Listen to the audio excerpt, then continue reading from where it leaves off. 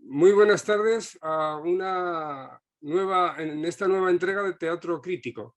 Una entrega de Teatro Crítico en la que vamos a hablar nuevamente pues, de algo que nos gusta mucho, que es el cine.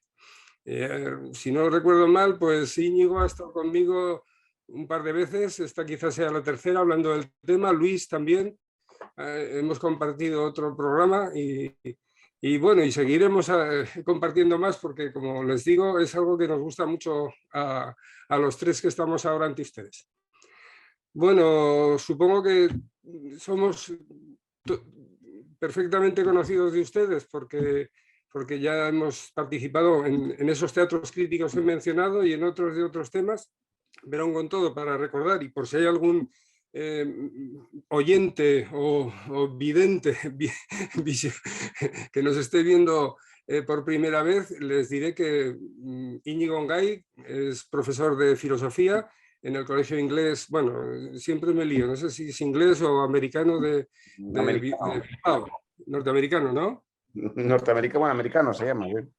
Americano, ¿no? De Vizcaya, y profesor de la Universidad de Deusto, de filosofía, en ambas instituciones. Es miembro investigador asociado de la Fundación Gustavo Bueno desde el origen y como es conocido por todos no vamos a decir nada más de nuestro amigo Íñigo. Luis Martín Arias pues es profesor titular de farmacología en la Universidad de Valladolid, si no me confundo, y no solo es especialista en estas materias, sino que es un especialista en cine, que también ha dado clases como profesor en másters, también en Valladolid y no sé si en otras universidades también, pero vamos, en Valladolid desde luego. Y autor de muchos trabajos sobre cine, libros, igual que Íñigo Ngay, no he dicho antes, que también tiene muchísimas publicaciones en el Catoblepas, el Basilisco. Bueno, y a mí también me conocen, soy José Luis Pozo Fajarnés, que también soy investigador asociado de la Fundación Gustavo Bueno y bueno, he tratado de varios temas aquí en Teatro Crítico, tengo también artículos por ahí publicados que ya les echarán ustedes un vistazo y también doy clases de filosofía en un instituto y como tutor en la UNED.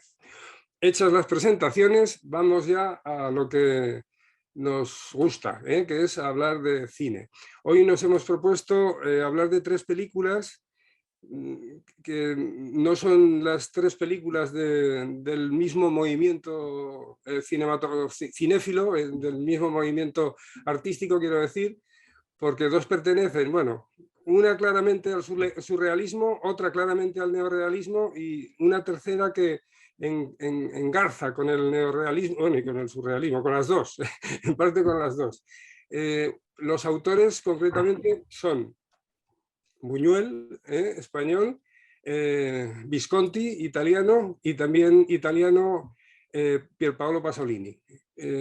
Una coincidencia que tienen los tres, que yo creo que no lo hemos hecho adrede, es que los tres son comunistas. Bueno, por lo menos han sido militantes comunistas. En algunos casos durante poco tiempo, en otros pues más, ¿no?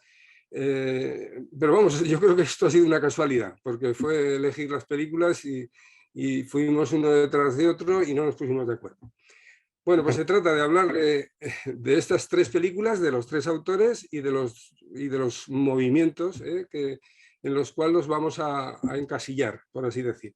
Se me ocurre que como hay un orden cronológico en las películas que vamos a hablar, que son Un perro andaluz, Obsesión y Salo, o los 120 días de Sodoma, pues yo creo que es mejor coger este hilo temporal y vamos a empezar por la más antigua, que es del año 29-30, la de Buñuel, luego pasamos a Obsesión, que ya es del 42-43, y luego hablamos de Salo, que es la última película de Pasolini, que muere en el 75, supongo que será el 72 o 73, o bueno, por ahí.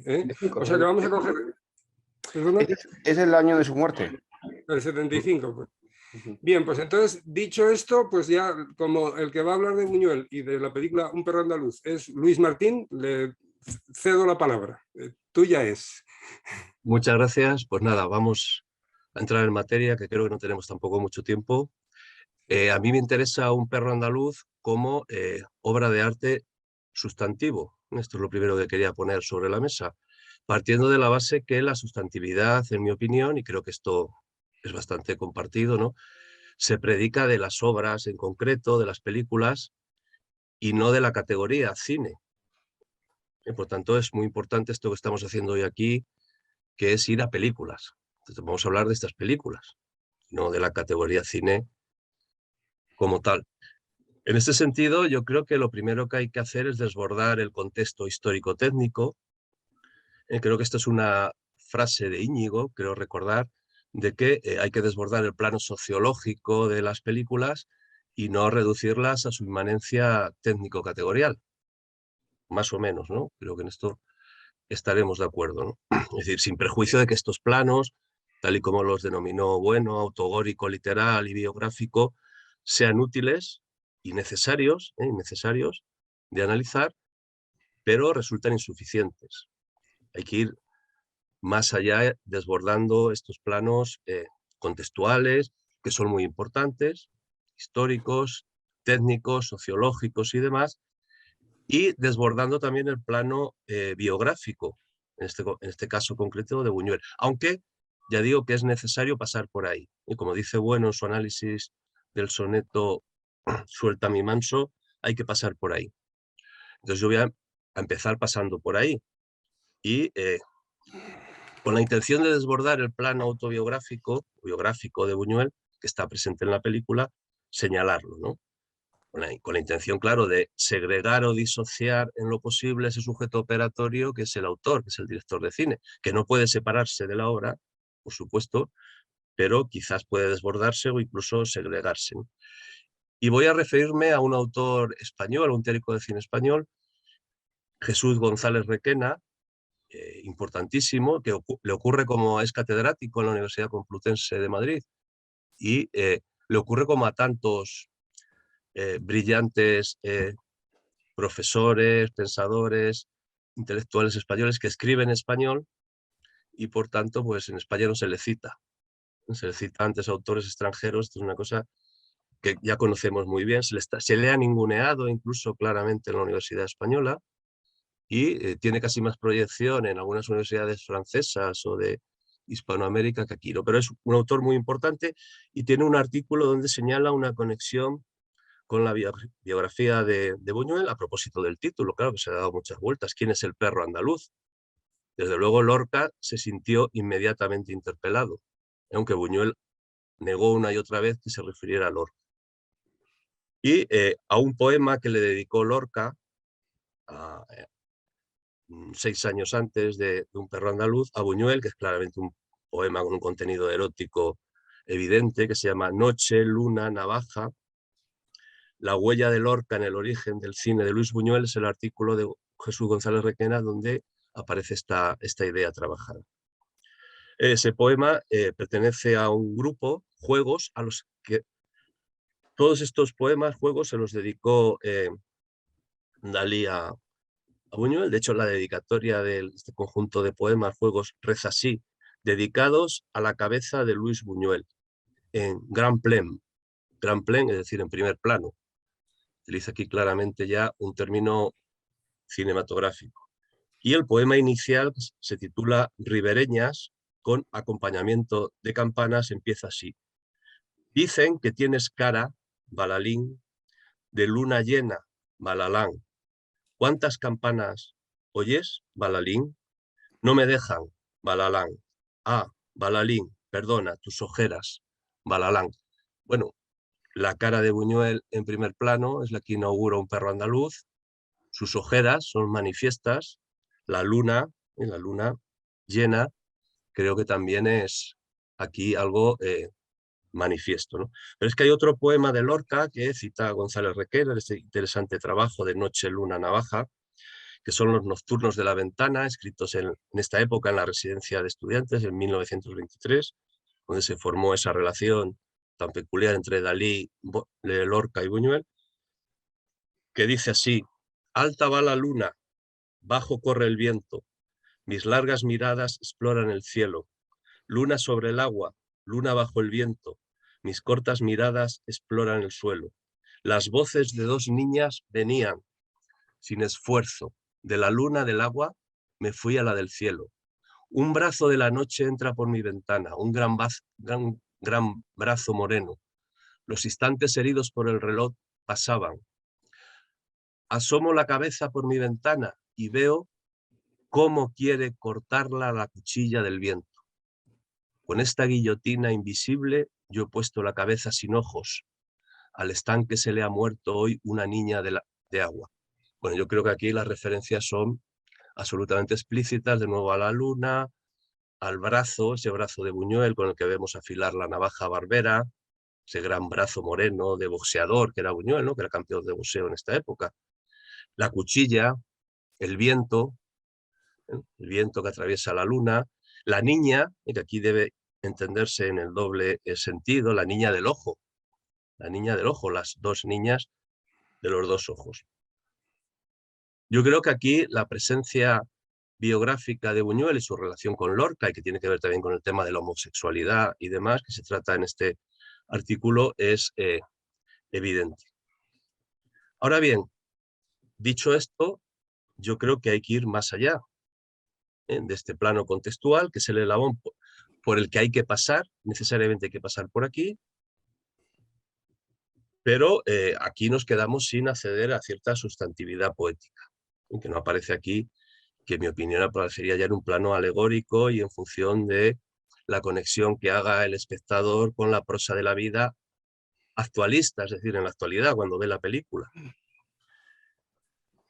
Entonces, aquí aparece ya ese desbordamiento que a mí me interesa y que tiene que ver con las ideas, en ese sentido la sustantividad para mí tendría que ver con dos cosas, con la estilización, los mecanismos de estilización, como un síntoma del cierre fenoménico que se produce en la obra cinematográfica, y en las ideas ejercidas en la película, en su conexión actualista con la prosa de la vida de los que la vemos, de los espectadores, que somos los que la vamos a interpretar.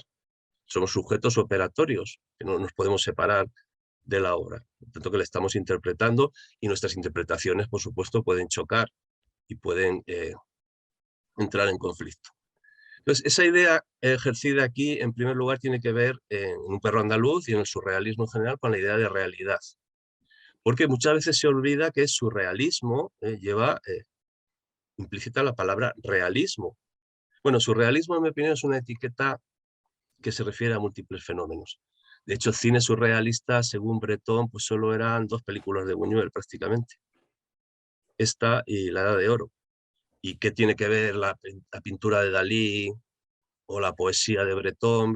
Yo creo que son fenómenos múltiples, es un rótulo que tiene que ver con esas modas parisinas, que todas venían de París, ¿no? Un día habrá que analizarlo, ¿no? La función que ha jugado París en estos dos últimos siglos, ¿no?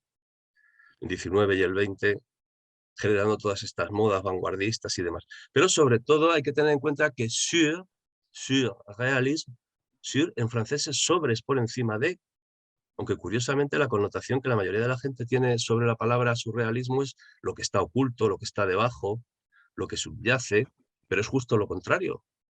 Es un sobrerealismo. Es, en mi opinión, la idea que subyace en esta palabra es un intento de representar una realidad plena, no sesgada, no oculta, precisamente, es justo lo contrario. No mutilada o no tapada por el uso del lenguaje como superestructura encubridora de esa realidad total o verdadera. Claro, sobre realidad, como dicen los cuatro sádicos en Saló, por hacer una conexión con una relación con Saló, todo lo excesivo es bueno. Bueno, esta es es también la idea que está en el surrealismo. Lo excesivo, lo que excede a la realidad, lo que es sobre realidad, es bueno para desvelarnos la realidad verdadera. Al servicio de la revolución, porque muy bien has dicho, Joséchu, no solo Buñuel, Breton y todo el movimiento surrealista se puso al servicio de la revolución, literalmente al servicio de la revolución. Y esa realidad, Dalí dijo cuando elaboró su famoso método paranoico crítico, supone una objetivación. Dice Dalí, es una objetivación crítica y sistemática de la realidad. Esto es tremendamente interesante, ¿eh? Y yo digo que no tiene nada que ver con esa idea que ha quedado el surrealismo como algo raro, oculto, subyacente. Estamos, por tanto, ante una superrealidad. Ahora, eso sí, que emerge de una forma brutal, brutal. Y con esto conectamos con Sade, que era también, Sade está muy presente en el movimiento surrealista y en Buñuel. Eso lo dijo él un montón de veces. En el sentido de que lo que hace el surrealismo es quitar esos enmascaramientos que para ellos los produce el lenguaje, las metáforas poéticas y el lenguaje. Bueno, voy a contar dos chistes muy malos, surrealistas, perdón, porque yo cuento fatal los chistes y estos son especialmente malos. La del surrealista, creo que esto lo contaba un surrealista canario que fue a ver a una familia muy burguesa que tenían ahí un canario en Canarias. Y le preguntaron, ¿le gusta a usted el canario? Dijo, bueno, pues no lo he probado. Metió la mano en la jaula, le arrancó la cabeza de un bocado y dijo, pues no, no me gusta. Es decir, hay como un regresus, por así decirlo, a cierta literalidad, ¿no? O otro chiste también del que va a pedir la mano de su hija, le dice el padre, espera un momento, coge un cuchillo de la cocina, le corta la mano y dice, aquí tiene la mano de mi hija. Es un regreso a cierta literalidad de la realidad, pero que es brutal. Es brutal en tanto en cuanto se quita ahí lo poético, pero en cualquier caso nos plantea, y yo creo que esta es la idea fundamental que está aquí ejercida, nos plantea la cuestión de la realidad. Yo voy a hacer referencia, porque es lo último que he visto, es la intervención de Joaquín Robles el lunes en la EFO sobre las turbulencias en el materialismo filosófico, donde hay una parte que habló expresamente, porque estas turbulencias tienen que ver con esto de la realidad, si hay una realidad previa a la que la teoría se debe adecuar o no. Entonces él hablaba, y por eso me llamó la atención, precisamente de la visión. Con la visión no reconocemos un mundo de fenómenos previamente existente, una realidad ya constituida. Lo que percibimos no es el espejo de la realidad, ni tampoco la visión es otra idea que había en el romanticismo, de que la visión proyecta una luz sobre la realidad oscurecida para iluminarla. No hay un filtrado aquí, por tanto, criticando esa idea de filtro, ¿no? De que hay una realidad previa que es filtrada. La realidad fenoménica es una construcción, es lo que me interesa a mí ahora. Es un constructo que apela a los referenciales físicos en el eje semántico y a los términos, que son términos en realidad, los referenciales en el eje sintáctico, que no pueden disociarse de esas operaciones, que en este caso son las que tienen que ver con la visión. En los objetos apotéticos, decía Joaquín Robles, se construyen, y por tanto aquí interviene el hiperrealismo como una alternativa al idealismo y al realismo. La idea de hiperrealismo, tanto que la realidad es un constructo y no hay un sustrato independiente del sujeto operatorio.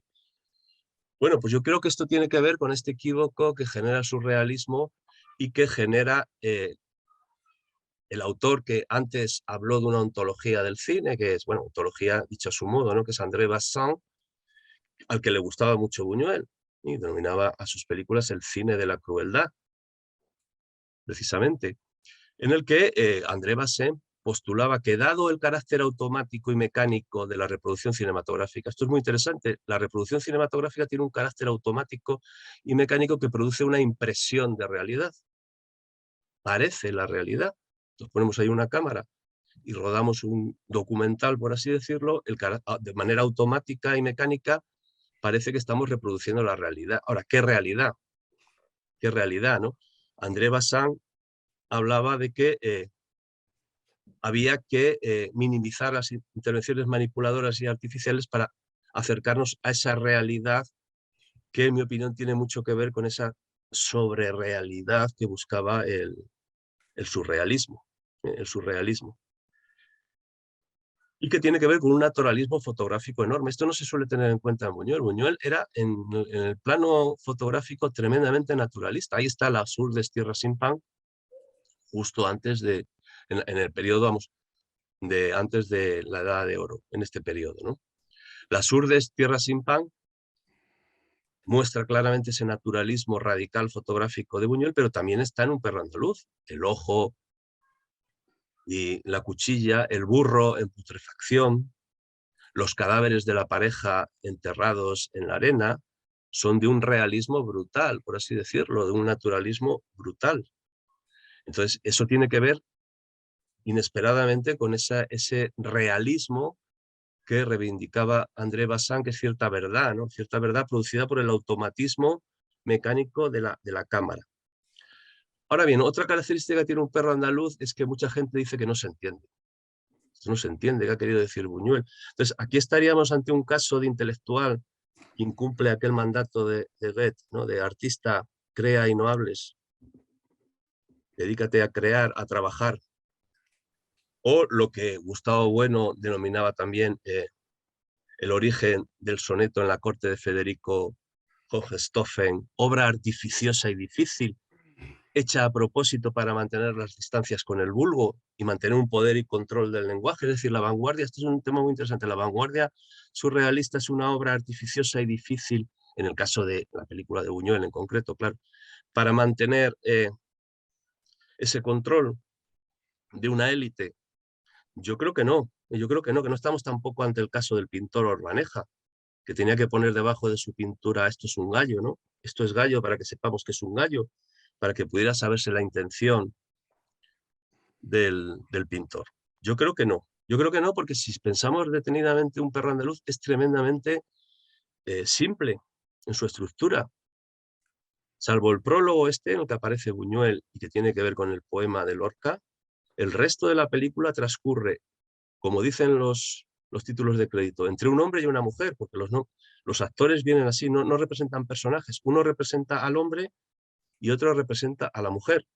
Un hombre y una mujer en un sórdido piso de París, parece casi el argumento del Último tango en París, ¿no?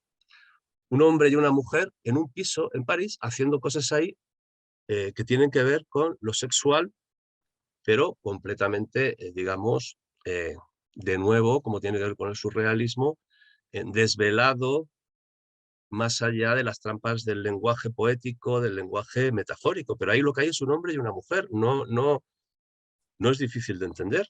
Y incluso hay una escena con un intento de violación bastante explícita, y está la cama ahí entre ellos, y hay esa especie de danza que tiene que ver con la música que incorporó Buñuel, que es un tango, el tango como ese encuentro violento, más que encuentro que acaba en desencuentro siempre, encuentro que acaba como ocurre en la película, que no hay un encuentro entre el hombre y la mujer, o el Tristán y Isolda de Bach, ¿no? Son las dos referencias musicales que eligió Buñuel y que luego introdujo en la sonorización de la película en 1960. Por tanto, yo creo que la estructura es muy simple, y la idea que está aquí ejercida, y con esto ya voy acabando, no es otra que la de la imposibilidad de la pareja, que tiene que ver con lo que dice Gustavo Bueno en Don Quijote, espejo de la nación española, al final del libro España no es un mito, cuando habla de la teoría de la tríada, que a mí me interesa muchísimo, esta teoría de la tríada. Dice, un individuo aislado no puede existir porque existir es coexistir. El mínimo numérico de las personas existentes es 2. Así ocurre en un perro andaluz. Hay un mínimo numérico, 2 personas y no hay más, durante todo el resto de la película, más allá del prólogo. Pero dice, bueno, esto conduce al monismo, ya que reduce un término al otro. Por eso la doctrina de las tríadas es fundamental para salir del dualismo y del monismo, porque al final el dualismo de la pareja conduce al monismo. Y dice, bueno, la estructura más elemental compatible con el principio de Simploque es la estructura ternaria. Y por tanto, aquí hay una idea ejercida, yo creo, que es la de la imposibilidad de la pareja heterosexual. En tanto que hay una imposibilidad de marcar su identidad. Si lo pensamos, el hombre aparece al principio, en esta segunda parte de la película, vestido de mujer, ridículamente vestido de mujer, va vestido como una colegiala, con la cofia, los manteletes y una falda. Y la mujer que aparece en la escena, de la mujer ciega, de la mano cortada, va vestida como un hombre. Va vestida a lo garzón, ¿no? Como se decía en los años 20, la moda, va vestida como un hombre. y continuamente se están intercambiando estos códigos hombre-mujer entre los dos personajes. Por ejemplo, en la mano del hombre aparece un agujero negro, ¿no? Que luego se transforma en un hormiguero. Hay una especie ahí de anamorfosis no metaforizada. Por tanto, asistimos a esa imposibilidad de construir metáforas, poéticas, que en mi opinión eso es lo que va más allá de esa referencia biográfica de Buñuel a Lorca y demás. Es decir, el plano ese de la luna atravesada por la nube conduciría inmediatamente a una metáfora poética en el sentido que rechazaba Buñuel y Dalí, que mandaron una carta a Juan Ramón Jiménez en esta época diciéndole mierda para su platero, cosa que hizo enfermar a Juan Ramón Jiménez, ¿eh? Claro, que estos jóvenes que él apreciaba y tal, le insultaran de esa manera, hizo que estuviera en la cama con fiebre muchos días y demás. Y el conflicto con Lorca también venía por ahí, porque el surrealismo rechazaba la construcción de metáforas precisamente para acceder a la realidad verdadera. Entonces, esa metáfora, posible metáfora o esa evocación metafórica de la luna atravesada por la nube, remite directamente a algo brutal que es el ojo atravesado por la cuchilla, y que además es directamente una discontinuidad mostrada ahí en el campo de la visión. Una discontinuidad, porque, en mi opinión, las películas pueden adscribirse a dos tipos, resumiendo mucho, ¿no? A utilizar esta impresión de realidad que ofrece el carácter automático de la cámara para construir una continuidad falaz que reproduce en cierta forma las imágenes del fondo de la caverna y que oculta las discontinuidades realmente existentes en MSUT, en la realidad, o bien, que son las películas que a mí me interesan y creo que por eso son arte sustantivo, películas editadas o montadas como una tabla matricial o diagrama que hace visible, es como la figura o auxilio exógeno que hablaba Bueno en Poesía y Verdad, ¿no? De las ideas ejercidas en la película y que no oculta las discontinuidades. Yo creo que eso es lo que hace Un perro andaluz. La idea ejercida, que es la imposibilidad de la pareja y la dificultad por construir la identidad sexual, que yo creo que al público en general ahora no hay que explicárselo porque es algo que está puesto sobre el tapete, ¿no? En un plano político, sociológico y demás, esa dificultad es mostrada, no se oculta como discontinuidades, y son mostradas sin construir una continuidad falaz, destruyendo dos aspectos que son muy importantes en la construcción de la obra sustantiva y que me van a permitir enlazar con el libro de José Chu, que por desgracia no he leído todavía, porque lo compré hace una semana, pero yo creo que, bueno, aquí hablando de cine siempre vamos a tener que tener en cuenta este libro, ¿no? Y solo he leído, ateniéndome a esto de que hay que ir a las películas en concreto, pues en la parte final donde a partir de esos 4 modelos, él va hablando de muchas películas, ¿no? Y habla sobre todo de una que a mí me encanta especialmente, y creo que a él también, que es Fort Apache, de John Ford, ¿no? Entonces, aparte de esa deconstrucción, vamos a utilizar esta palabra, de las metáforas, en Un perro andaluz lo que hay es una deconstrucción de la ceremonia.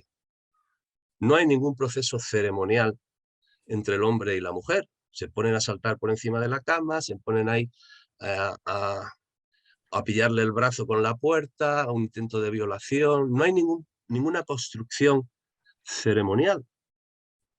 Y por eso cito aquí a José Chu cuando en su libro dice que en Fort Apache encontramos secuencias, fragmentos que tienen un sentido pleno porque se recrean actos ceremoniales.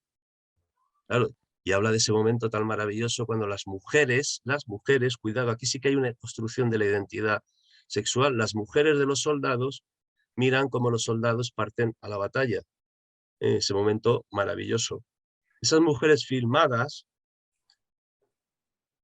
hacen que, y los hombres que van ahí, se articule en esa ceremonia de los soldados que se van al combate y demás, que en otras secuencias al contrario, cuando vuelven los soldados, ¿no? Y las mujeres miran a ver si falta alguno de ellos, esa ceremonia permite articular ese ese problema, esa discontinuidad de la identidad sexual. Pero en cualquier caso, tanto en Un perro andaluz como en For, que para mí, en For Apache, para mí son obras de arte sustantivo, aquí lo interesante es lo que dice Joséchu, ¿no? Que en cuanto permiten conectar con sucesos cercanos a los espectadores.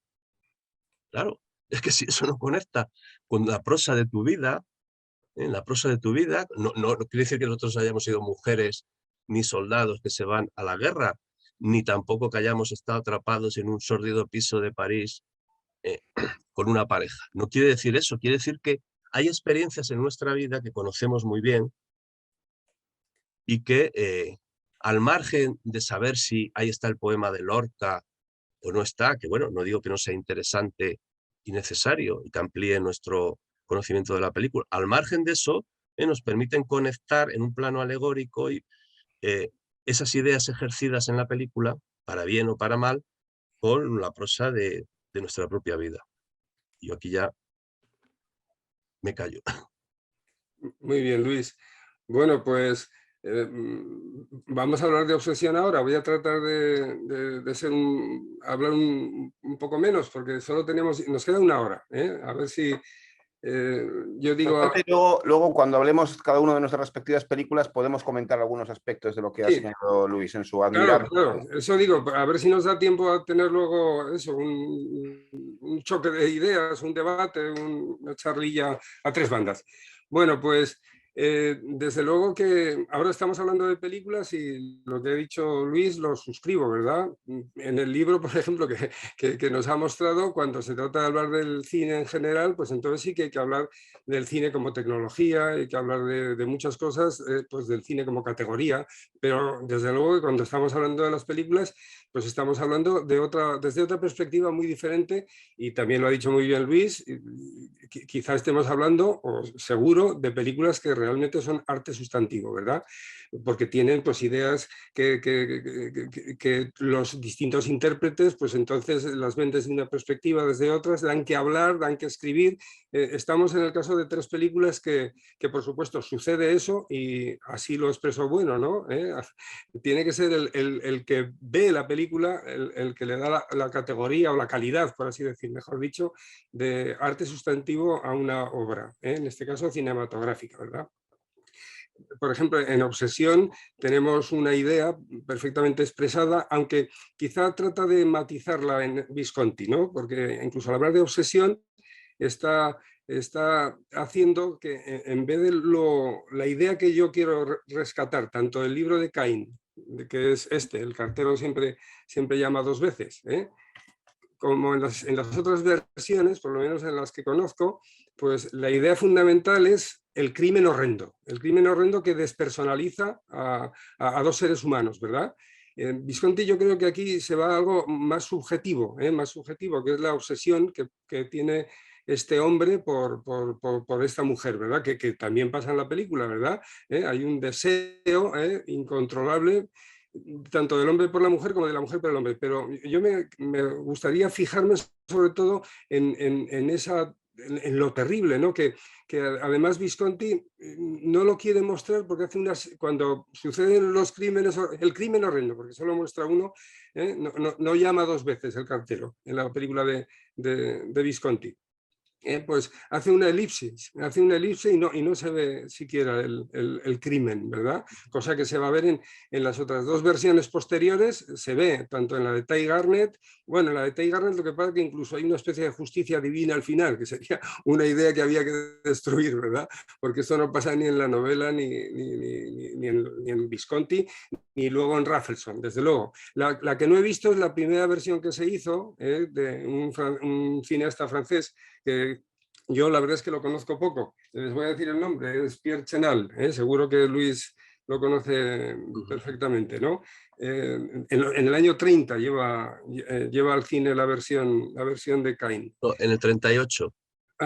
Pues sí, es verdad, si es que sin gafas no veo, el 38, sí. Yo pensaba que bueno, bien, No, porque 38. la novela es del 34. Sí, el 38, de acuerdo. Bien.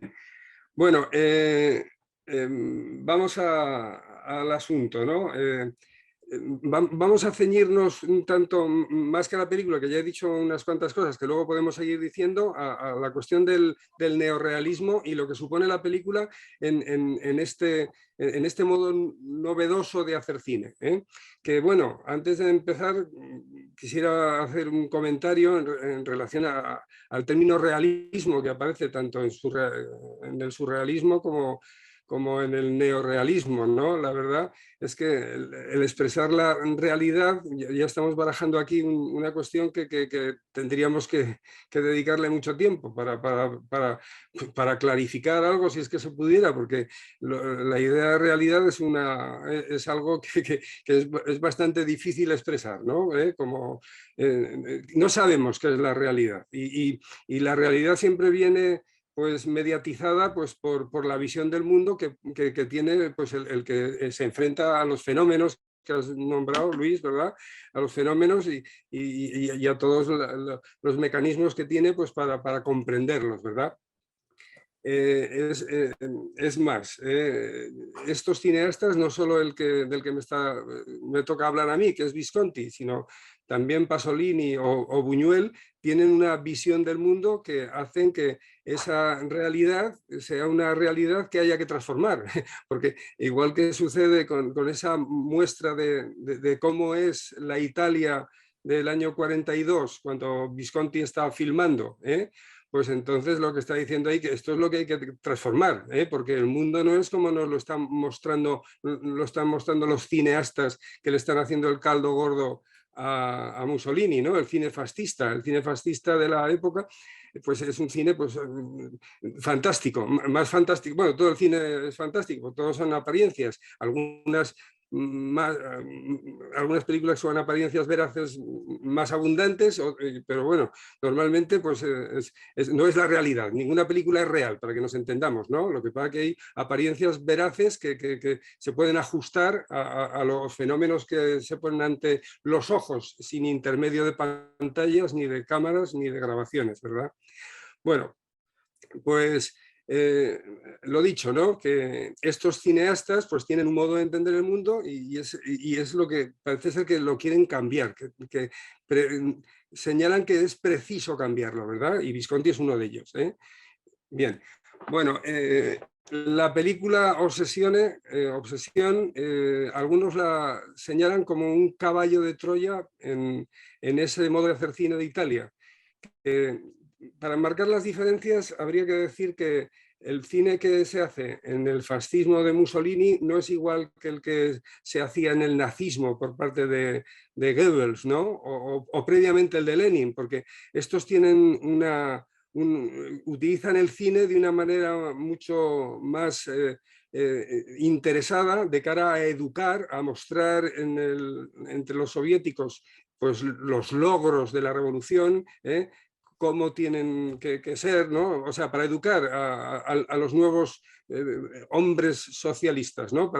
Porque va a ser la mejor herramienta para crear el nuevo hombre, ¿no? Que busca el marxismo-leninismo en este caso.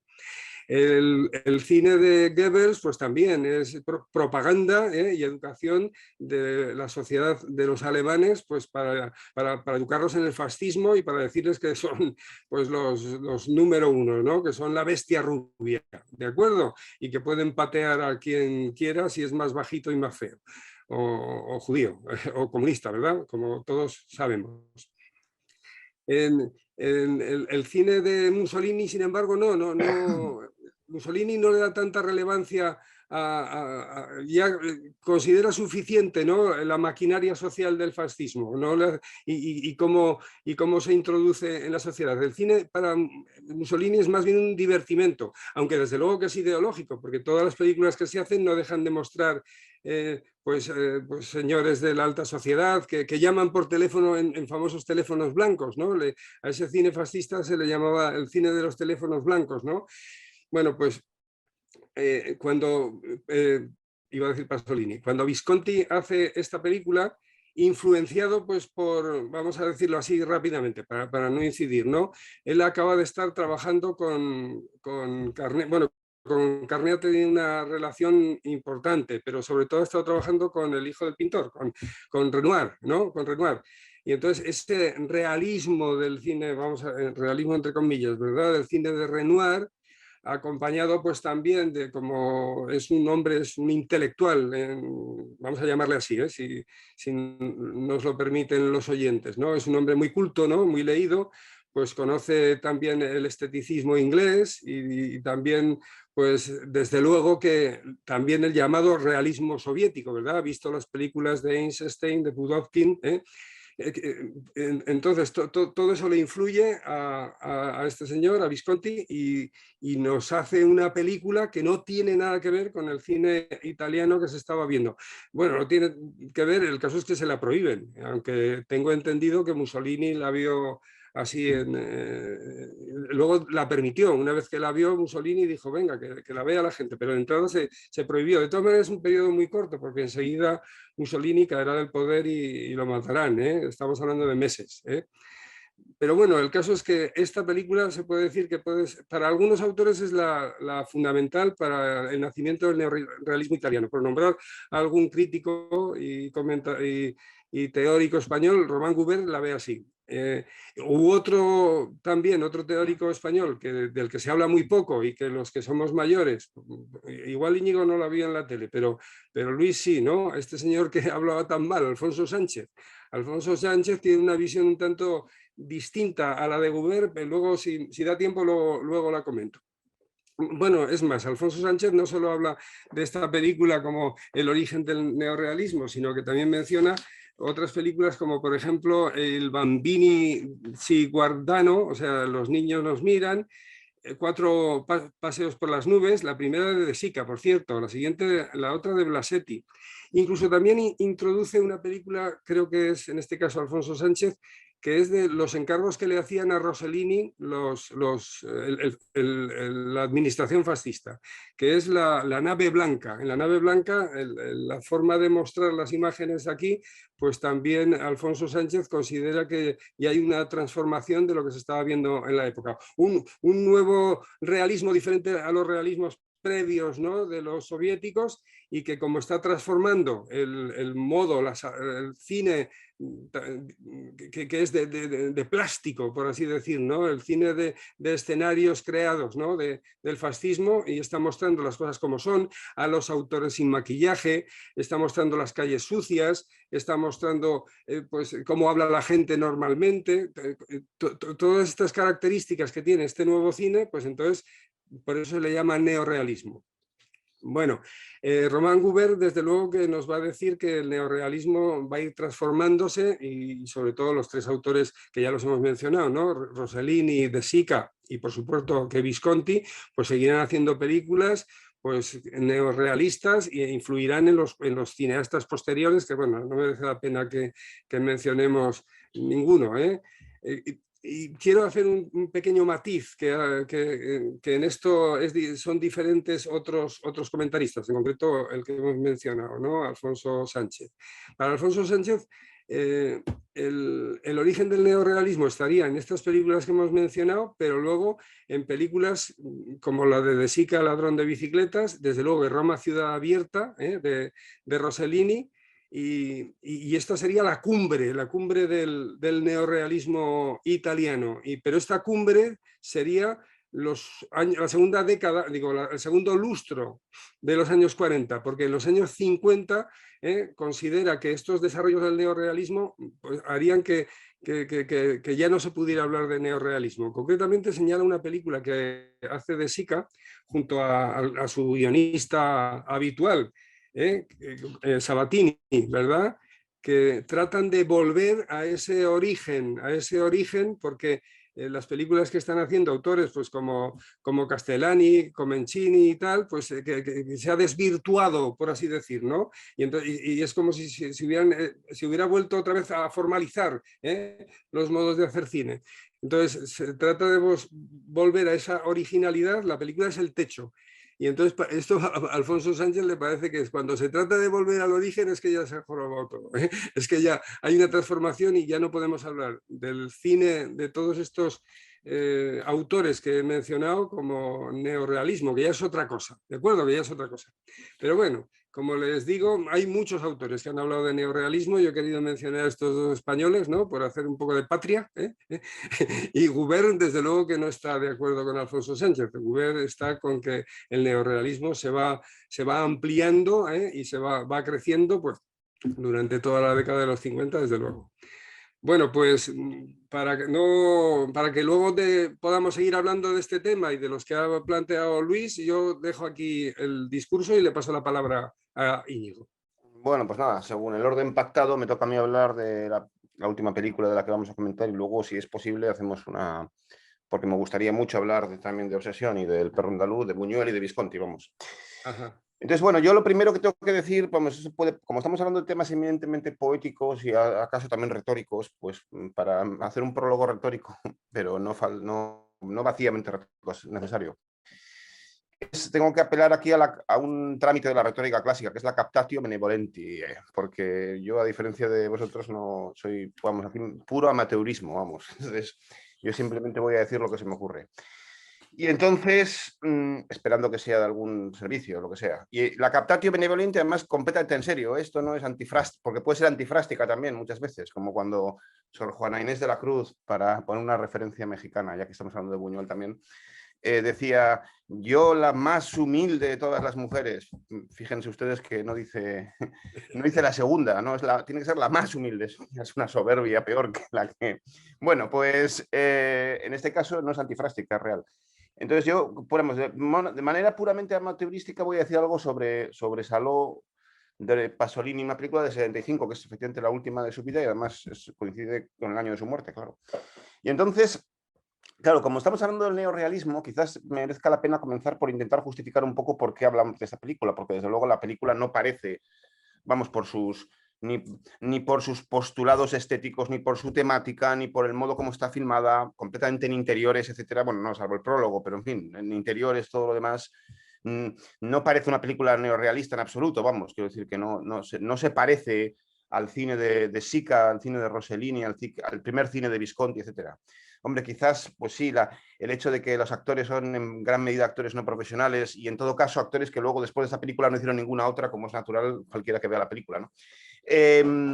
Bueno, podría ser, pero en general no, pues no parece que sea una propuesta marcada dentro de lo que se suele entender desde el punto de vista de la historia del arte cinematográfico como un movimiento neorrealista. Y entonces, ¿cómo justificar esto? Bueno, pues por una sencilla razón, porque sencillamente estos grandes movimientos cinematográficos o artísticos en general, también los aplicables a las artes visuales o a las artes literarias o arquitectónicas o musicales, pues tampoco son esencias megáricas, sino que están sujetas a una evolución, a una transformación, a fases y a capas distintas, etc.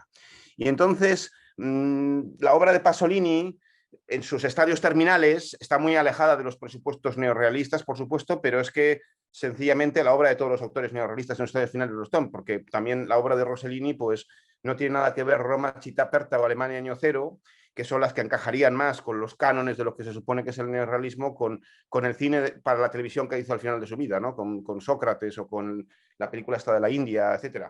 O incluso con las películas con Ingmar Bergman, ¿no? Después de que dejara a su amante Anna Mangiani, ¿verdad?, por la Bergman, y hiciese pues Stromboli, por ejemplo, qué sé yo, o La Pavura, ¿no? Ya no son propiamente películas neorrealistas, por lo menos no en el sentido de las primeras.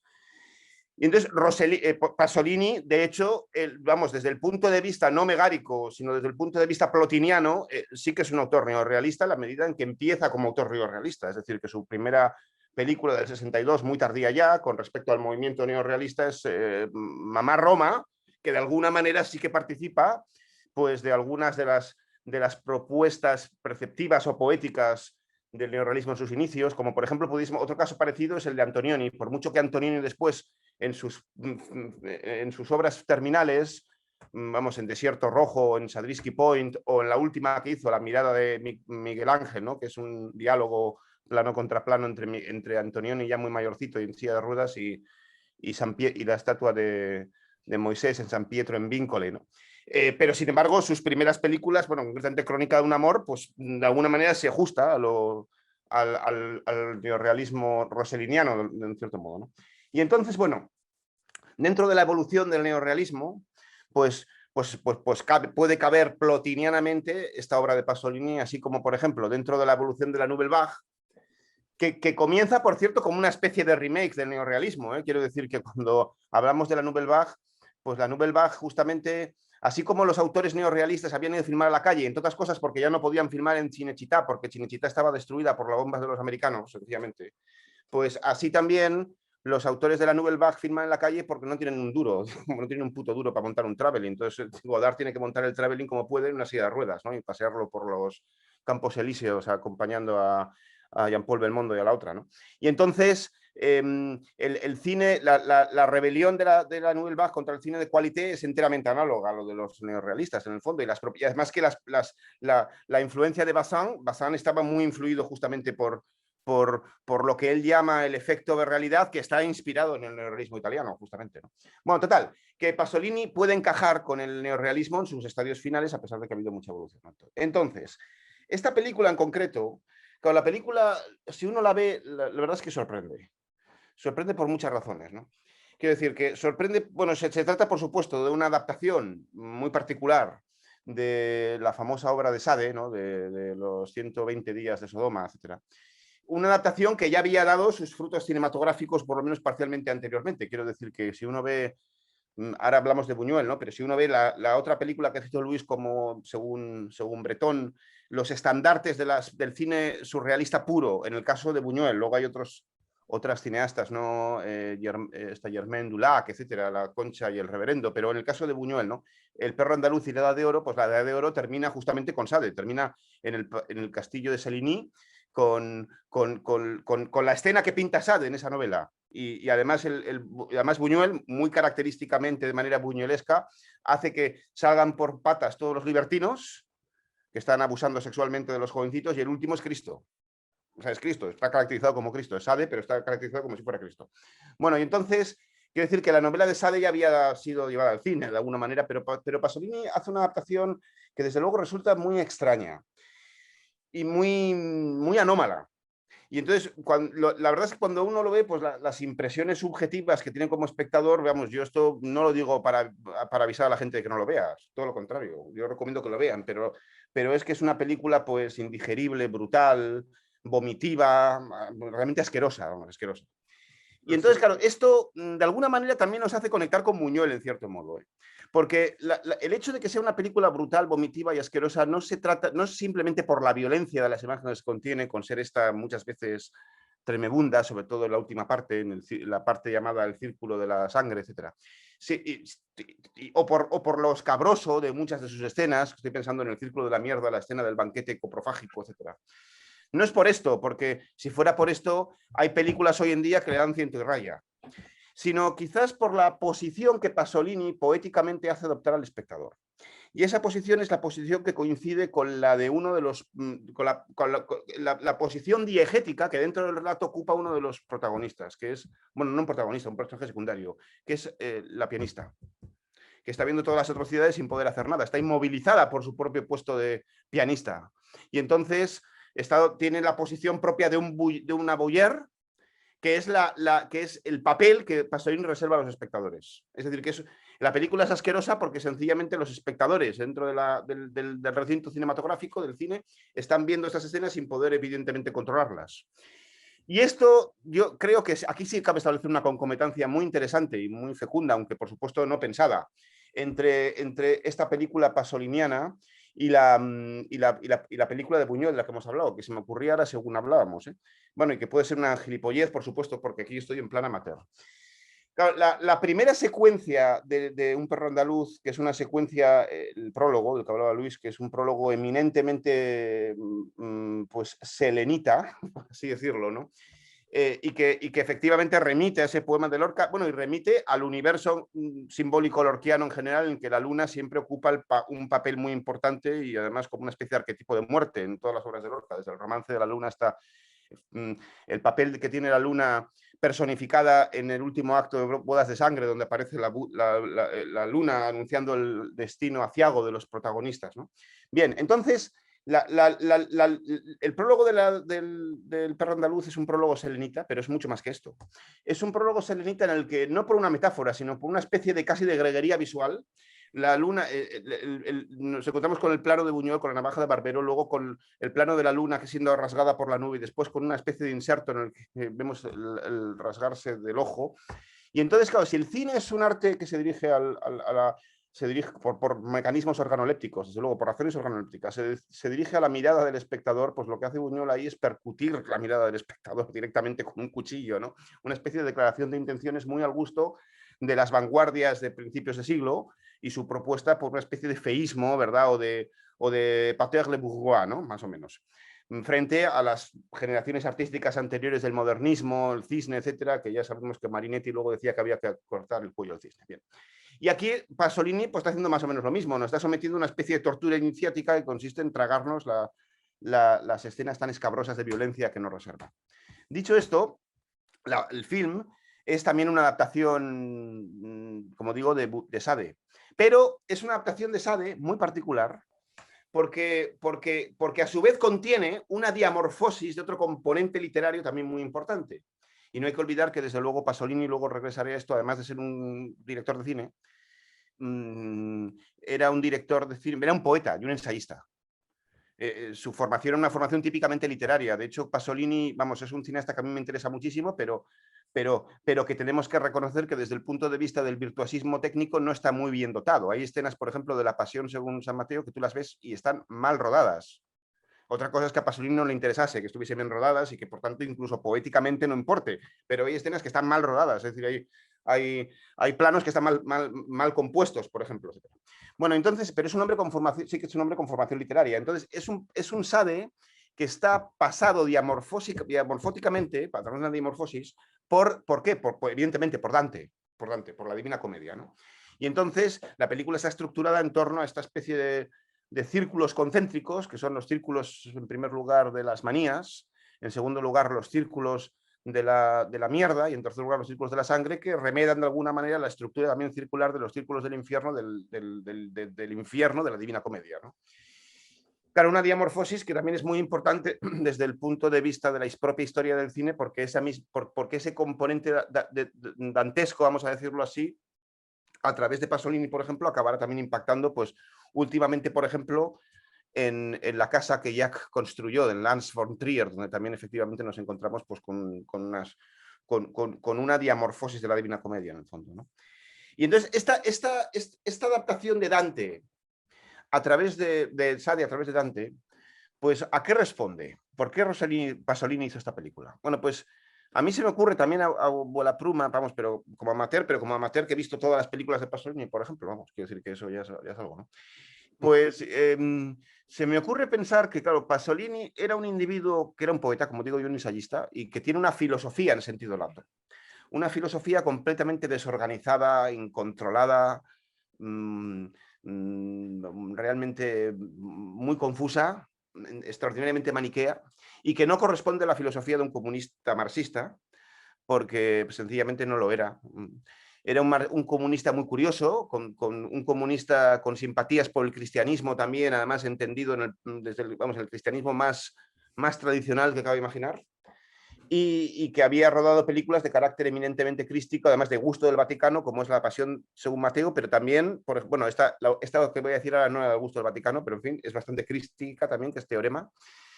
Y entonces, en obras suyas anteriores, como por ejemplo en esas que digo, y también en esta que rodó con la Calas, Medea, y sobre todo en la trilogía anterior, inmediatamente anterior a esta obra, la llamada Trilogía de la Vida, que es una trilogía compuesta por 3 también adaptaciones cinematográficas de 3 grandes obras de la literatura medieval europeo-mediterránea, los cuentos de Canterbury, de Chaucer, el de Camerón de Boccaccio y Las Mil y una Noches. Pasolini está, digo que en toda su filmografía anterior, está presentando un pensamiento, vamos a llamarlo así, filosófico en sentido lato, político-social, enormemente maniqueo, en el que constantemente la Edad Media se contrapone a la lógica del capitalismo industrial consumista. Y entonces se contrapone maniqueamente, como el bien y como el mal, vamos a decirlo así. Y entonces, la sociedad tradicional frente a la sociedad moderna. entendiéndose así que la sociedad moderna está disuelta ya a la lógica del exterminio, al modo de la escuela de Frankfurt prácticamente, ¿no? De la dialéctica de la Ilustración. Y es por esto que Pasolini rueda un Sade pasado por Dante, por el infierno de Dante, que engañosamente se sitúa desde el punto de vista de su plot, de su trama, en la República Social Italiana, es decir, en la República de Salò, esa especie de estado satelizado ya completamente por los nazis en los últimos estertores del fascismo italiano, una vez los aliados habían entrado en Italia con todo este proceso que nos cuenta también muy cinematográficamente Rossellini en Paisano.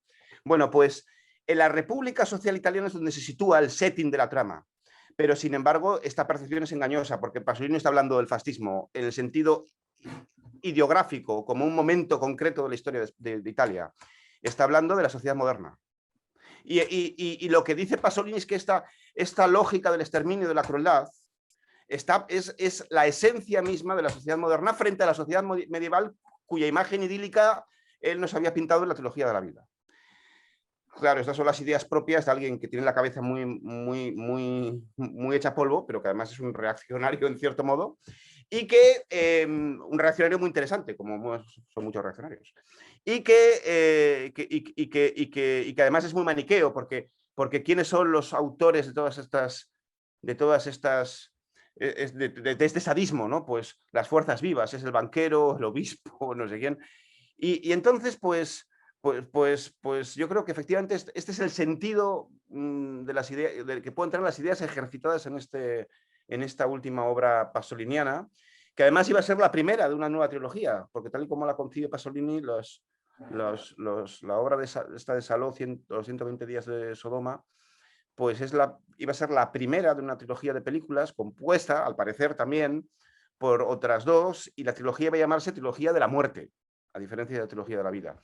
Lo que pasa que la trilogía de la muerte no pudo rodarse pues por la muerte del propio Pasolini, ¿no? Que en la playa de Ostia le sorprendió después antes del estreno de Salò, precisamente, no lo había estrenado. Bueno, pues nada, son ideas así que se me ocurren decir y tal, ¿no? Muy bien, estupendo. Bueno, pues hacemos una segunda ronda y ahora ya hablamos de todo. Luis, puedes seguir hablando de Buñuel, del surrealismo o de Visconti, de lo que quieras. Venga, tuya es la palabra. Bueno, un poco de todo.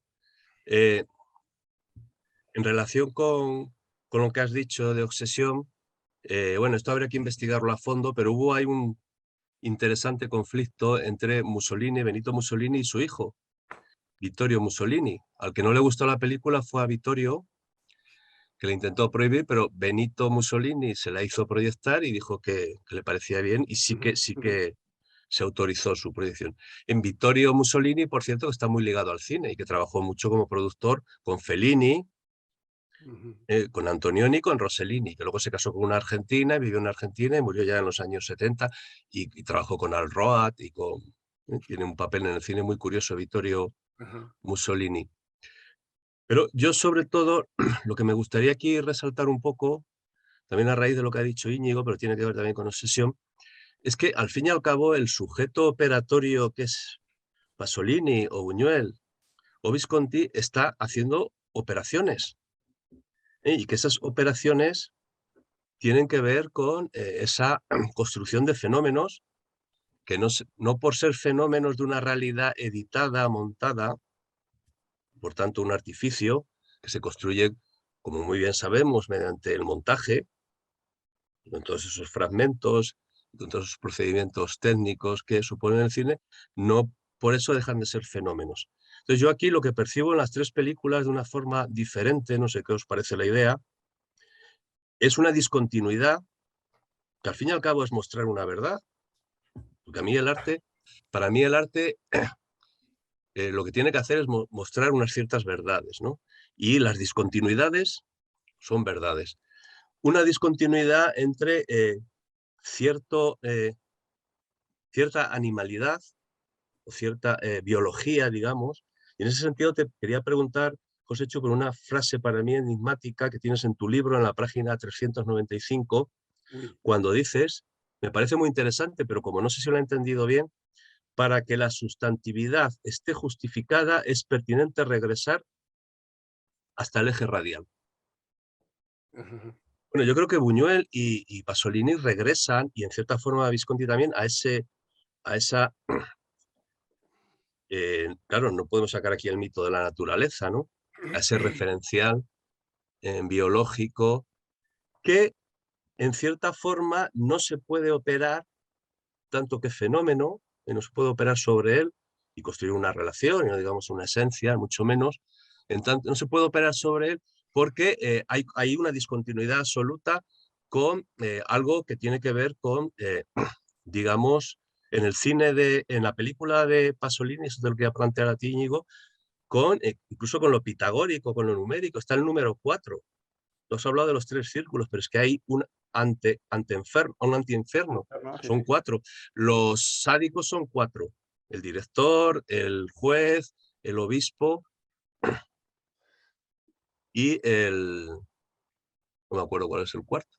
Director, juez, obispo y banquero, no sé si es banquero o... No, aristócrata. Aristócrata, perdón, Sí, aristócrata, presidente, que no se sabe muy bien qué es eso de presidente. 120 días, bueno, todo esto del 4 está ya en SADE, claro, por supuesto. 120 días son 4 meses. Si vemos las víctimas son 9, pero inmediatamente matan a uno en cada grupo, a un hombre y una mujer, para que se queden en 8. Y lo dicen así, quedan 8, 4 más 4.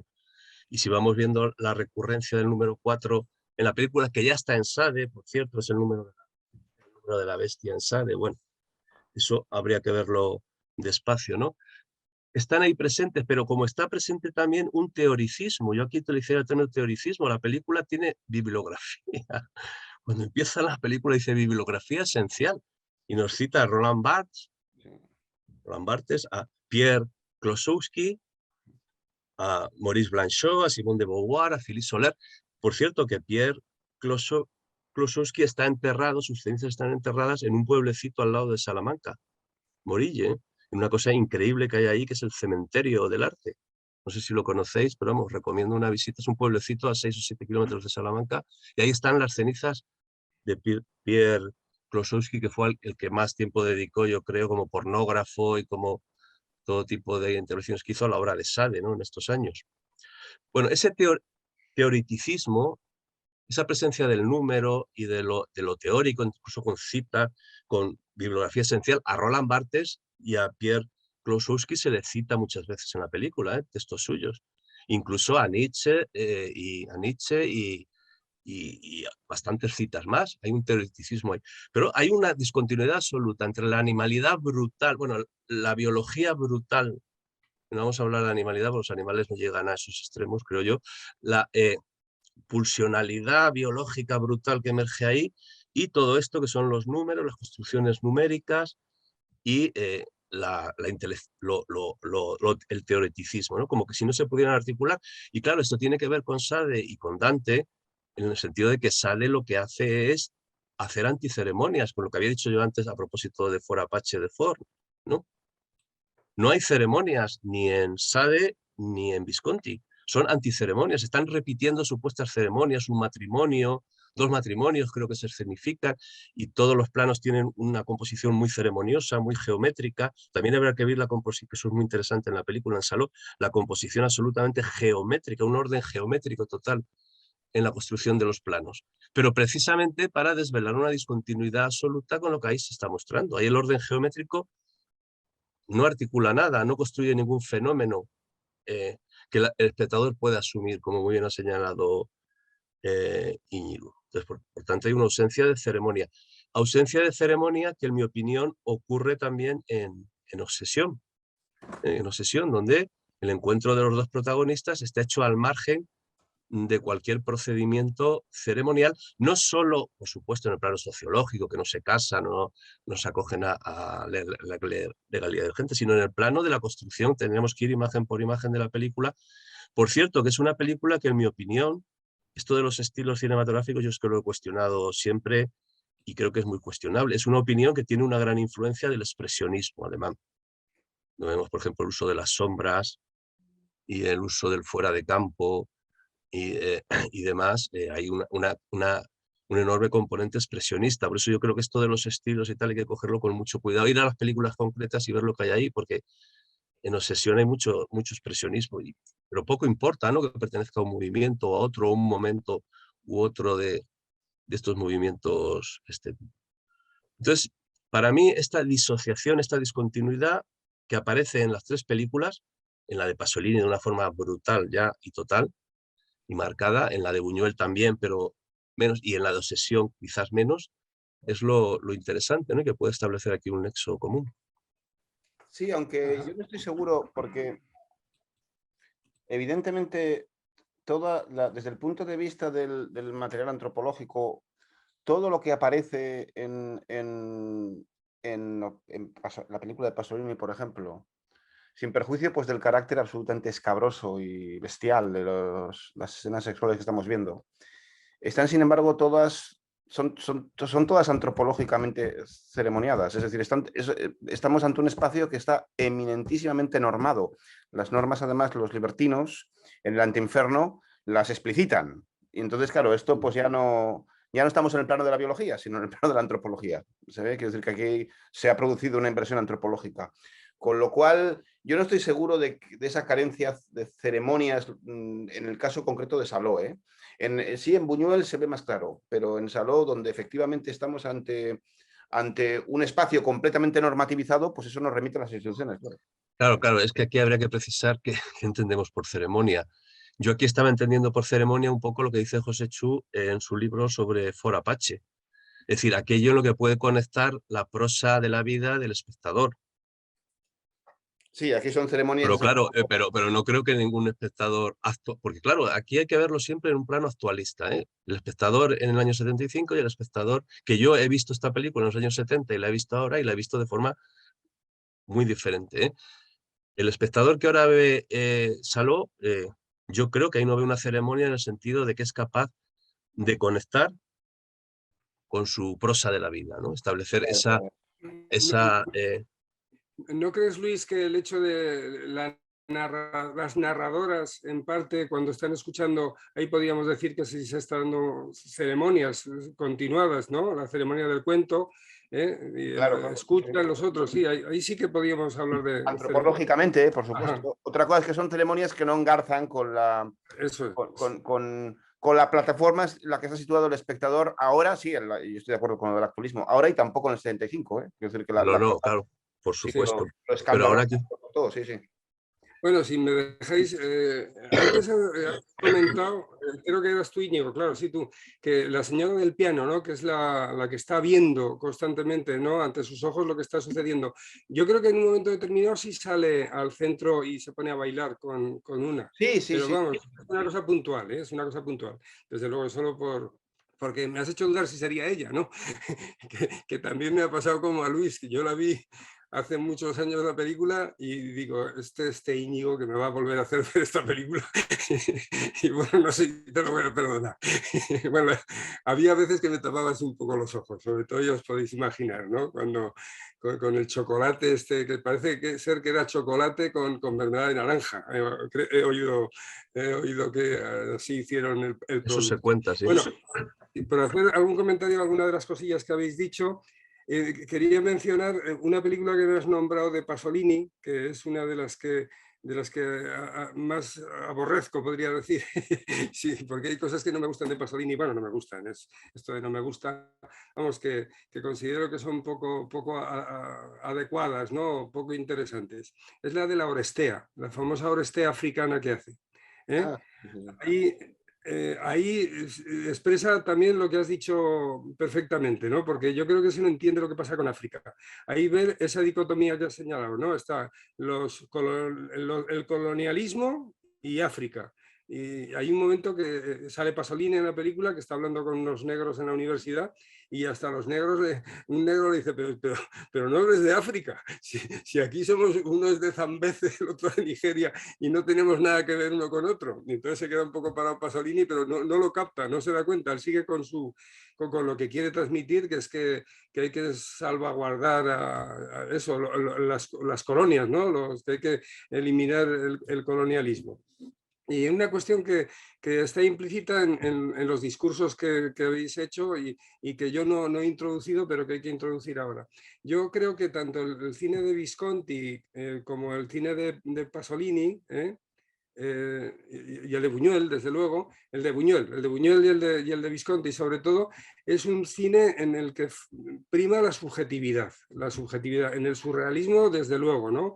Porque la película de Buñuel, como ha dicho muy bien Luis, pues es que son sueños, es que las interpretaciones que se pueden hacer de ellas, pero bueno, es que no es ni siquiera la interpretación que puede hacer Freud de un sueño, porque el sueño es lo que le está contando que ha soñado un señor, parece que sea un fenómeno concreto, ¿no? Aquí se los inventan los fenómenos para tratar de expresar otras cuestiones analógicamente, ¿verdad? O sea que se podrían hacer tantas interpretaciones que a mí se me va, ¿eh?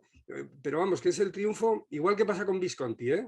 Cuando incide en la obsesión, en vez de incidir en la idea antes que he señalado, ¿no? del crimen horrendo, ¿no? En la despersonalización, en la deshumanización de los protagonistas, ¿eh? que esto se trata en el libro y y en las otras dos películas de forma muy sutil, ¿de acuerdo? Pero sin embargo me parece fundamental.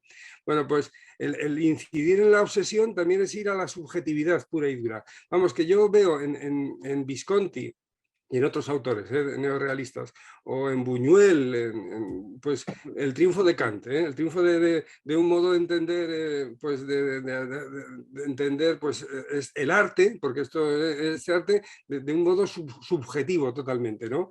Y esto quizá enlazaría con la frase que has leído que he estado tratando de buscarla para ver en qué contexto la había dicho, porque lo más contrario a la subjetividad es cuando el hombre hace cosas con la naturaleza, ¿verdad? Pero vamos, que la pregunta que me has hecho tengo que volverlo a leer y hablaremos de ella. A ver qué, porque está en el contexto de un análisis no etológico, creo que de la película de Forapache, ¿no? Y entonces ahí Sí, sí, creo que la meto ahí como si la metes a presión, ¿verdad? La frase.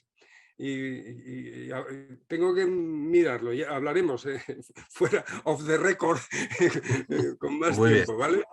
estupendo. Bien, bueno, Quería decir esto. una cosa sobre eso que ha dicho José, hecho en parte y en parte también para comentar vamos, para comentar un aspecto de un perro andaluz que según hablaba Luis, estaba yo pensando en él, y es el siguiente.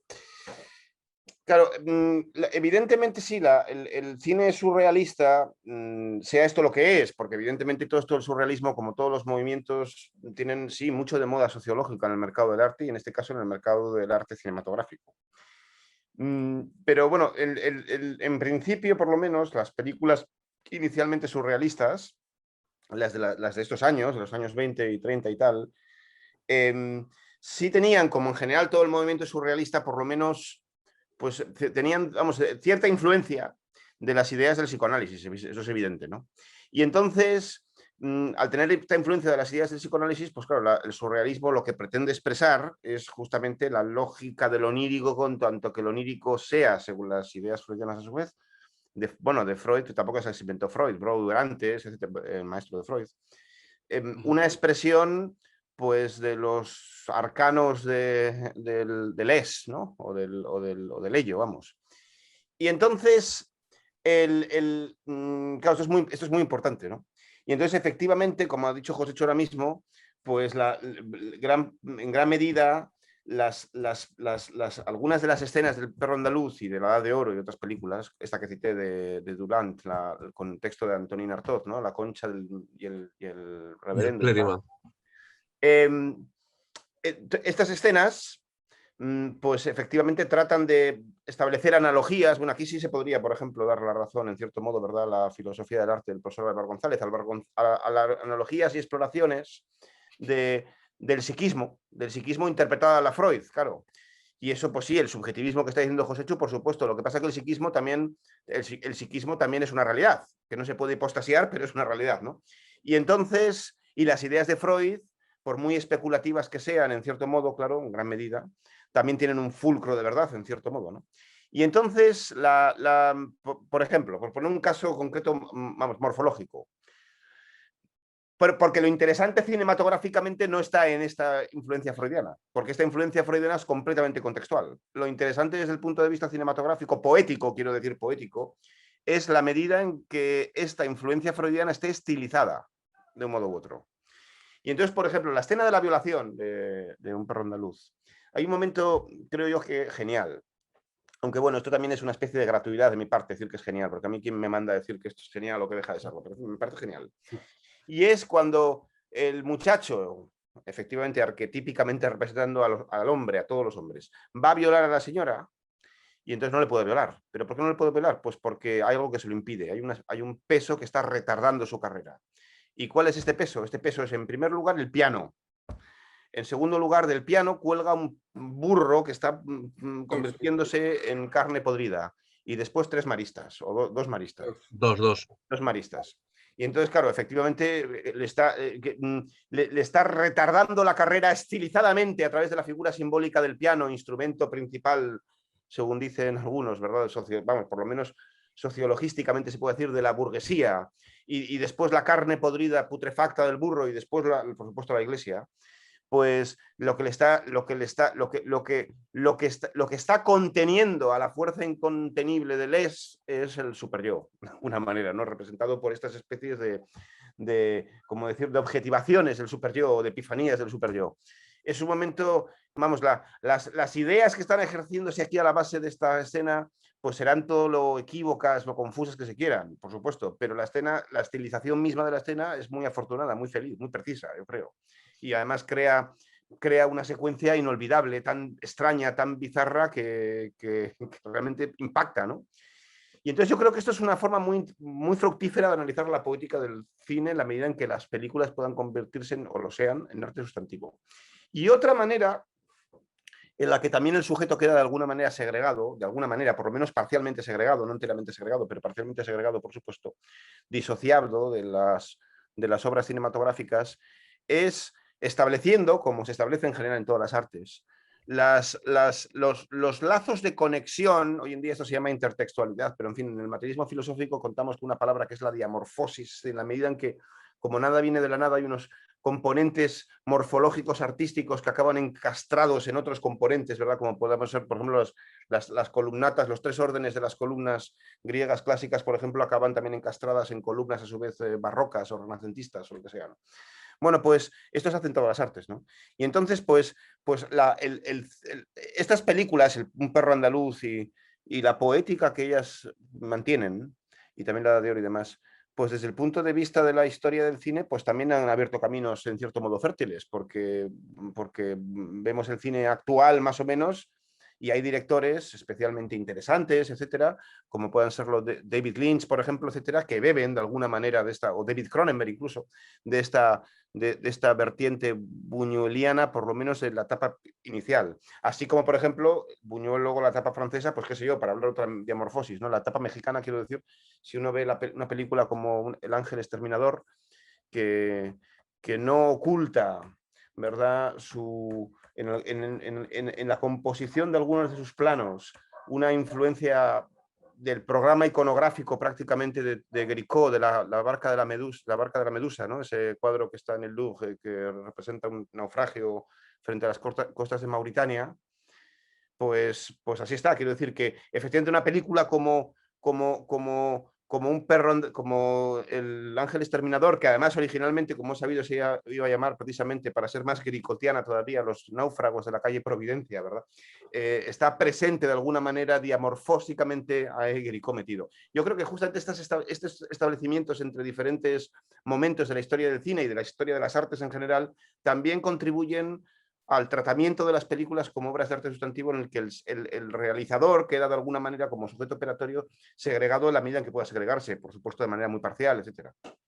Pues en el cuadro que has dicho, que yo creo que ahí en esa balsa que ahí representa, ahí se llegan a comer y todo, cosa que no pasa en la película de Buñuel. Hay un detalle, y le doy la palabra a Luis, que yo creo que le toca ahora hablar, que es que hay una idea fundamental. Yo lo apunto en el libro, y además digo que es una idea que viene señalada por Luis Carlos Martín, y es que la idea fundamental del Ángel Exterminador es algo en lo que no ha caído nadie, es la idea de puerta.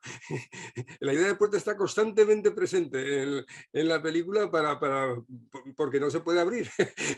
No hay puerta. Entonces es una idea fundamental dentro de esa subjetividad implicada en toda la película, que no se entiende muy bien por qué le pasa esto a estos señores, ¿no? Es un sueño surrealista total, ¿verdad? Bien, Luis, te dejo. ¿Vale? Bueno, yo sobre la cuestión de la subjetividad, eso sí que nos daría para hablar largo y tendido, ¿no? Pues yo creo que, bueno, que es que en la obra de arte, en la obra de cultura, que puede llegar a ser sustantiva y demás, es muy difícil separar M2 de M3. Pero bueno, están completamente envueltos lo uno en lo otro.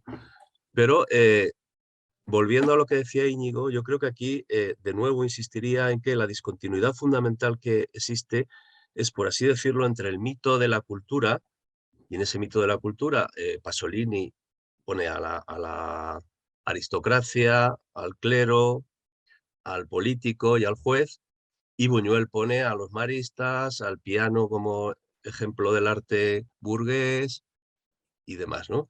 Eh, esa discontinuidad entre esa cultura, que puede ser criticada porque es la de las élites o es la del poder y demás, desde las posiciones de estos autores, y el mito de la naturaleza, porque al fin y al cabo lo que pretende ese hombre y queda frenado no es construir un hombre nuevo, socialista o revolucionario, mucho mejor adaptado, ¿no? Es la desadaptación total, es simplemente violar brutalmente a la mujer. O lo mismo que ocurre en Saló. Quiero decir que cuando se analizan políticamente estas películas hay que tener en cuenta que estos autores no dan una alternativa, no hablan de un hombre nuevo, un hombre diferente. Sí. Se plantean en la disociación, discontinuidad absoluta entre la naturaleza y la cultura, ¿no? Bueno, utilizando estas palabras para entendernos, ¿no? Sí, sí. Como mitos que son. Entonces, en esa discontinuidad es donde aparece la verdad, ¿no? La verdad de estas películas que han sido muy importantes en la historia del cine. Claro, por supuesto, Íñigo, es que la importancia de Buñuel, por ejemplo, hoy sabemos que en Hitchcock fue definitiva, y eso lo reconoce el propio Hitchcock, vamos. Y estamos hablando de Hitchcock, ¿no? Con la importancia que tiene en todo el mundo del cine anglosajón y, por tanto, mundial, ¿no? Pero es que Hitchcock siempre se consideró un discípulo de Buñuel, ¿eh? Y O sea, la europeo, importancia de ¿eh? Buñuel Hitchcock es clave ha para sido Chabrol. enorme. Por ejemplo, en Vértigo y en otras muchas películas, vamos, pero eso lo dijo el propio Hitchcock, no es que me lo esté yo inventando. Entonces, claro, y yo creo que estas tres películas que hemos elegido aquí, pues están francamente bien, ¿no? Han dejado huella, todas ellas, las tres, y probablemente se podrán volver a actualizar. Bueno, eso no lo podemos afirmar, ¿eh? Porque su sustantividad dependerá de que en otras realidades se puedan actualizar, ser otra vez actualizadas por un espectador, insisto, que siempre tiene que poner ahí, conectar la prosa de la vida. Porque si no, hay un plano intelectual, nadie se va a ver una película como para leer un libro de Roland Barthes, ¿no? Y decir qué conexión tiene esto con Roland Barthes y tal. Creo que la cosa no funciona así en cine, ¿eh? O conecta con tu prosa de la vida o la cosa no funciona. Bueno, por hacer un pequeño comentario, ¿no? Cuando introduzco la cuestión de la subjetividad, pues también quiero hacer hincapié en algo que surge con la forma de entender el arte, pues el romanticismo, que es darle importancia a los sentimientos y la provocación de emociones en las películas, ¿eh? Quizá por eso también hablaba eso de volver al eje radial, ¿no? Aunque la voluntad tiene que ver con M2 y la inteligencia con M3, eso desde luego, ¿no? Pero es por huir un tanto del sentimiento como si fuera el protagonista, pues de lo que quiere transmitir el realizador y que está en comunión con lo que quiere que sienta, ¿no? El espectador, ¿no? El que va a la sala de cine. Bueno, Pero después en ese en mi opinión, perdonad, por muy idealista que sea, por muy imbuido por el idealismo que esté hematológicamente un director, si consigue hacer una película sustantiva, por suerte o por, yo qué sé, por una carambola, ahí tiene que abandonar esa posición, en mi opinión, necesariamente. Bueno, abandonar esa posición o se En la transforma, práctica, en la práctica. aunque parte de ella luego se transforma, eso desde luego. Sí. En la práctica tiene que estar desbordada. Eso, por un lado, estoy de acuerdo con esa apreciación de Luis, y que incluso los directores de cine, claro, aquí también hay que evitar los dualismos simplificadores o excesivamente simplistas entre directores católicos y protestantes o cosas parecidas, ¿no? Pero yo creo que el cine de Bergman o el cine de Dreyer no es un cine subjetivista en absoluto, ¿no? No, aunque, bueno, por supuesto que contiene Tiene mucho de la conciencia subjetiva protestante, los dos lo tienen. O sí, sea, pero eso queda desbordado en la trama sí, poética. por lo que ha dicho Luis también, sí. Y luego, No en todas las películas. y luego porque, por ejemplo, incluso un cineasta católico por excelencia, que además os gusta mucho y a mí también, como para no gustarte, le gustaba hasta Bergman, era su favorito, John Ford. Pues Orson Welles alguna vez dijo, y tendremos que reconocer que es verdad, que a pesar de que seamos muy fordianos aquí todos, que el vicio de Ford era el sentimentalismo. Ajá, Y eso es verdad, quiero decir que tú ves las películas de Ford y es un irlandés borracho que está llorando realmente en algunos y bueno, momentos. y dentro del neorrealismo, pues el cine de Sica también va ahí, va a tocar la fibra de la gente, no tanto el de Visconti, eso desde luego. En Visconti tiene, sin embargo, unos trazos que yo creo que va por su querencia, ¿no? Por su homosexualidad, que es que incluso en esta película se deja ver, porque en ningún momento de la novela, ni luego las otras puestas en escena que han hecho otros autores, hay ninguna traza de homosexualidad, y sin embargo la muestra, porque cuando se va de la casa, del bar, ¿no? De la taberna y de la gasolinera, aparece este actor y esto es un toque vamos, de homosexualidad latente, ¿eh? Igual que pasará en Confidencias con Burt Lancaster, ¿verdad? O con el protagonista de Muerte en Venecia, ¿verdad? Que nunca es explícita, no es explícita la homosexualidad, pero está cada vez más patente, ¿no? Lo que en Visconti ahí está de una forma latente y tienes que interpretarlo, ¿verdad? Sin embargo, lo hace presente, ¿eh? Creo que van a dar las 8. Igual si nos deja algún minutillo para decir y acabar a las 8:05, para que terminéis un poco, ¿no? Para que terminemos. ¿Eh? Un par de frases, Luis, un par de frases, Íñigo, ¿eh? Y luego ya me despido. Yo lo dejo aquí caer porque esto daría para hablar mucho, porque tiene que ver con las tres películas y que tú ahora lo has sacado a colación, José Chu. No olvidemos que los sádicos son siempre hombres, que el que coge la navaja barbera es un hombre, Sí. un perro andaluz, que las mujeres, las cortesanas y la pianista están ahí, pero en la posición en la que están, de cortesanas, y muy interesante por cosas que se han dicho aquí. Y por tanto, esto sería interesante de analizar, ¿no? Cómo la posición masculina y la posición femenina se plantean en las tres películas. Sobre todo, esto es especialmente interesante en Obsesión, ¿no? ¿Cuál es el papel activo que tiene la mujer y el papel curiosamente más pasivo que tiene el hombre y demás? Que son cuestiones que no hay que dejar de lado, ¿eh? Por ejemplo, que todos los sádicos sean hombres. Ajá. Sí, en las tres películas. La primera acción de matar al marido no sale en la película de Visconti, sin embargo hay una especie de conexión, porque se oye un gato en la lejanía y entonces habla de matarlo, ¿verdad? No sé si recordáis la película. Pero, Sí, sale con la escopeta. vamos, ahí no es sádica la mujer en la película de Visconti porque no hace la primera. No sabemos, luego, porque como es una elipsis, no sabemos quién es el que le da el golpe dentro del coche y cuando lo despeñan. Pero vamos, que desde luego que no No, sale. por lo que dicen los diálogos es él, Es él. porque No está recordaba. manchado de sangre y demás. Y Es ella se verdad. queda arriba en la cuneta. Tienes razón. Es él, claro. Vale. Bueno, Íñigo. Pues bueno, para concluir siguiendo este hilo, es verdad eso que decís, pero por ejemplo en Medea sí que nos encontramos con el caso de un personaje femenino que realmente termina quemando a sus hijos, la Calas, ¿no? Aunque la perspectiva diegética de Pasolini simpatiza con Medea, y no porque es una venganza justa, y además es la venganza justa, según el pensamiento tan desorganizado de Pasolini y tan maniqueo, del mundo primitivo, natural, barbárico frente a la civilización, etcétera, ¿no? Más o menos. Pero lo que sí me estaba acordando ahora es de una película que no es de ninguno de estos tres, pero que es una gran película como estas tres, que es de Murnau, ¿no? En Sunrise, en Amanecer, Amanecer.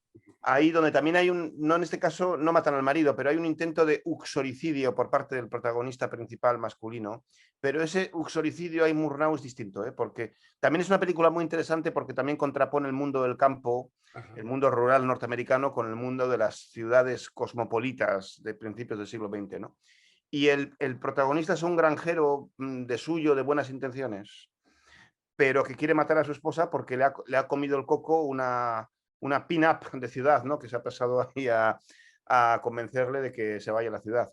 Y entonces la mirada de Murnau, como la mirada de otros directores reaccionarios, es que en este caso es el veneno de la ciudad y del progreso, pero inoculado a través de la femme fatale de toda la vida, ¿no? En el hombre que es gilipollas, el pobre, y que está dispuesto incluso a matar a su mujer, aunque luego ya se arrepiente y la cosa se soluciona. Murnau, homosexual también. Joder. Antes has comentado que von Trier hace también un viaje al infierno de Dante, ¿verdad? Y que Lars von Trier a mí es una de las películas que más me gustan de Lars von Trier, esta de Mad Villain, magnífica, ahí acompañado siempre por Ovidio, ¿no? Desde el primer momento dice, ¿esto qué me están contando? Sí, este es Ovidio, ¿verdad? Y al final es fantástico, ¿verdad? De la película. Y bueno, por decir una anécdota, que Von Trier, que yo creo que es una de las películas más normales que tiene, por lo menos así la recuerdo, también es una Medea, una Medea. Igual es de las primeras películas que hace. Bueno, primero hizo una serie de una cosa así, de un hospital que está encima de un cementerio horrible, una serie horrible, horrible. Bueno, igual, luego también está la Medea del director este mexicano, que nunca me acuerdo cómo se llama, que hace unas películas terribles. El que hizo el castillo de... Bueno, no me acuerdo cómo se llama este director. Castillo de la Pureza. Castillo de la Pureza, ¿cómo se llama? Ripstein. Arturo Ripstein. Sí, tiene una Medea también, sí, que terrible, terrible.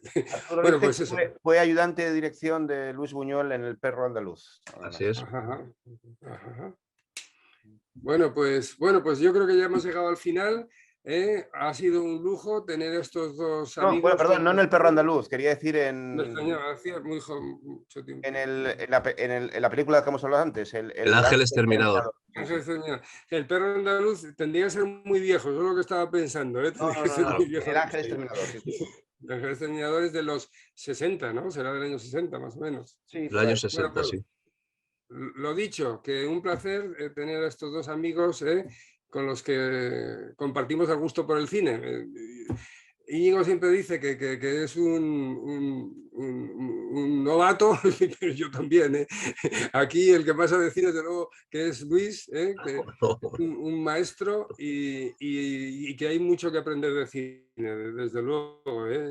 Ojalá tuviera más tiempo para seguir viendo películas y leyendo, leyendo cosas. Bueno, pues lo dicho, un placer, muchas gracias por estar aquí y hasta la próxima, hasta que volvamos a juntarnos o en el cuadrito este que estamos ahora o en algún evento así materialmente.